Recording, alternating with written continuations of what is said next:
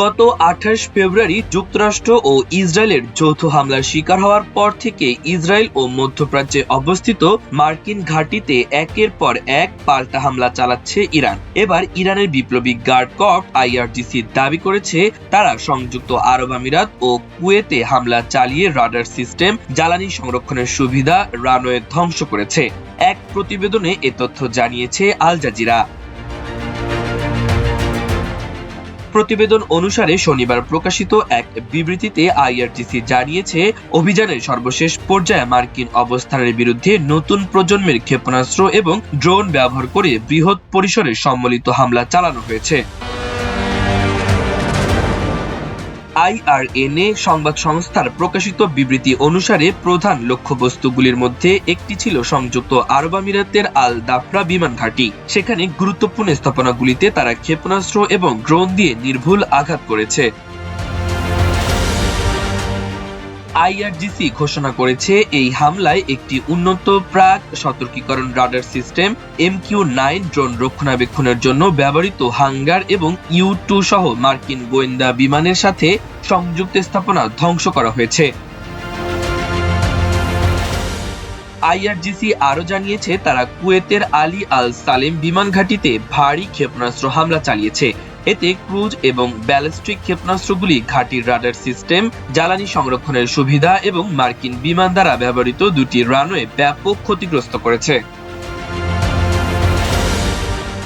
এদিকে আজও টানা কয়েক দফায় ইসরায়েলের বিভিন্ন শহরে ক্ষেপণাস্ত্র হামলা চালিয়েছে ইরান।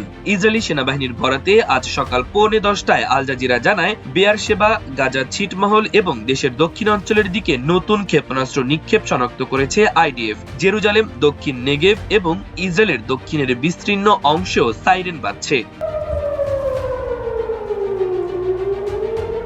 এর আগে ইসরায়েলের সামরিক বাহিনী জানায়, ইরান থেকে নতুন দফায় বেশ কিছু ক্ষেপণাস্ত্র হামলা চালানো হয়। এসব ক্ষেপণাস্ত্রের হুমকি মোকাবেলায় ইসরায়েলি আকাশ প্রতিরক্ষা ব্যবস্থা কাজ করছে। সামরিক বাহিনীর দেওয়া তথ্য অনুযায়ী সংশ্লিষ্ট এলাকার বাসিন্দাদের মোবাইল ফোনে সতর্কবার্তা পাঠানো হয়েছে। ইসরায়েলি বাহিনীর এক বিবৃতিতে বলা হয়, প্রতিরক্ষা ব্যবস্থাগুলো বর্তমানে সক্রিয় রয়েছে। তার আগে ইসরায়েলি সংবাদ মাধ্যম টাইমস অফ ইসরায়েল জানায়, বাংলাদেশ সময় শনিবার রাত প্রায় 2টার দিকে ইরান থেকে নতুন করে ক্ষেপণাস্ত্র ছোড়া হয়। প্রতিবেদন অনুযায়ী স্থানীয় সময় সন্ধ্যার পর থেকে ওই সময় পর্যন্ত 3 দফায় ক্ষেপণাস্ত্র হামলা চালানো হয়েছে ইসরায়েলের দিকে। নতুন এই হামলার পর ইসরায়েলের মধ্যাঞ্চল ও দখলকৃত পশ্চিম তীরে সতর্কতামূলক সাইরেন বেজে ওঠে। এতে সম্ভাব্য হামলার আশঙ্কায় সাধারণ মানুষকে নিরাপদ আশ্রয়ে যাওয়ার নির্দেশ দেওয়া হয়েছে। মধ্যপ্রাচ্যে চলমান উত্তেজনার মধ্যে এই হামলাকে পরিস্থিতি আরো জটিল করে তুলতে পারে বলে মনে করছেন বিশ্লেষকরা। এদিকে ইসরায়েলের চ্যানেল 12 এর সংবাদে বলা হয়েছে, বিমান প্রতিরক্ষা ব্যবস্থা একটি ইরানি ক্ষেপণাস্ত্র আটক করেছে এবং কোনো হতাহতের খবর পাওয়া যায়নি। ইসরায়েলি সেনাবাহিনী জানিয়েছে যে পরিস্থিতিগত মূল্যায়নের পরে বাসিন্দাদের এখন সুরক্ষিত স্থান ত্যাগ করার অনুমতি দেওয়া হয়েছে। এর আগে গতকাল শুক্রবার রাত 3:45টার দিকে ইরানের ছোড়া ক্ষেপণাস্ত্র মধ্য ইসরায়েলে আঘাত হানতে সক্ষম হয়। ইসরায়েলি সংবাদ মাধ্যম হারজেতের বরাতে এ তথ্য জানায় ইসরায়েলি ইমার্জেন্সি সার্ভিস। এতে ইসরায়েলের একাধিক ভবন ক্ষতিগ্রস্ত হয়।